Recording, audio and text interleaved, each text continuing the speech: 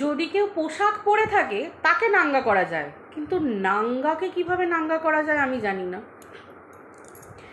দেখো, সামান্য রিচার্জের জন্য যদি পরপুরুষের শরণাপন্ন হতে হয় বা পরপুরুষকে মেসেজ করতে হয় যে রিচার্জ করে দেওয়ার জন্য এবং সংসার চালাবার জন্য, এবং যদি টাকা পয়সা না থাকে সেখানে যদি নিজের স্বামীকে না বলে পরপুরুষকে যদি মেসেজ করতে হয়, টাকা চাইতে হয়, সেখানে সেই ধরনের মহিলাদেরকে আমি কি নতুন করে কি নাঙ্গা করব বলো? এটা খুবই দুঃখের ব্যাপার না? মানে সেই শোক পালনের মতো ব্যাপার। নারী জাতির পক্ষে এটা একটা সেই সফট ব্যাপার আর কি।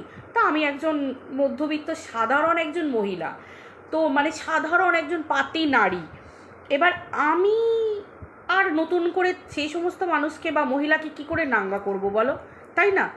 তারপর যেখানে নিজের চরিত্রে আমাকে বাইরের লোক দাগ দিচ্ছে, আমি সেখানে নিজেকে ক্লিন চিট দিতে পারছি না, আমি আইনের দ্বারস্থ হতে পারছি না, আমার মেরুদণ্ডের জোর নেই, পাবলিক যে কেউ আমাকে বলে দিয়ে চলে যাচ্ছে ভিডিও করে যে এই বেশি টান্ডাই ম্যান্ডাই করবি না, তোর সমস্ত কিছু কিন্তু আমার কাছে, তোর বোতলের ছিপি আমার হাতে।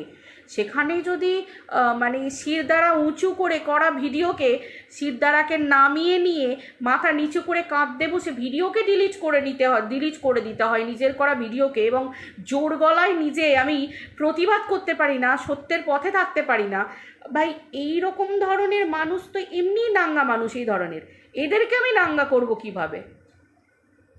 আর কত উদাহরণ দেব? সত্যি কথা বলবো, আমার মাঝে মাঝে কেমন লাগে যে ভাই আমি কোন স্টেটাস থেকে বিলং করি আর এদের নিয়ে আমাকে বলতে বসতে হয়। কিন্তু কি জানো তো, ওই যে বলে শিক্ষা, তুমি যদি ভদ্র হও, তুমি যদি সৎ পথে থাকো, তুমি মেরুদণ্ড উঁচু করে শিক্ষাটুকু দেওয়ার মতো করে ভিডিও করতে হবে। তো সেই ধরনের নোংরা জাতির মহিলাদের জন্য আমার এই শর্ট ভিডিওটাই যথেষ্ট। নোংরা জাতির মহিলাদের নিয়ে লং ভিডিও করা, কি বলো বন্ধুরা? তোমরা যারা 10 জনও আমাকে ভালোবাসো, তোমরা আমাকে কি মেনে নেবে? তোমরা আমাকে বকা দেবে না বাবা। আমার ভালোবাসার মানুষদেরকে আমি মানে কষ্ট দিতে চাই না, আর আমি তাদের বকা খেতে চাই না। ঠিক আছে, চলো এই পর্যন্তই হজম কর। তোর আবার চরিত্র, তার আবার তোকে নিয়ে এইটুকুই ঠিক আছে। তোকে নিয়ে যা হয়েছে এরপর আমার রুচিতে বাঁধে তোকে নিয়ে কিছু বলতে। ঠিক আছে।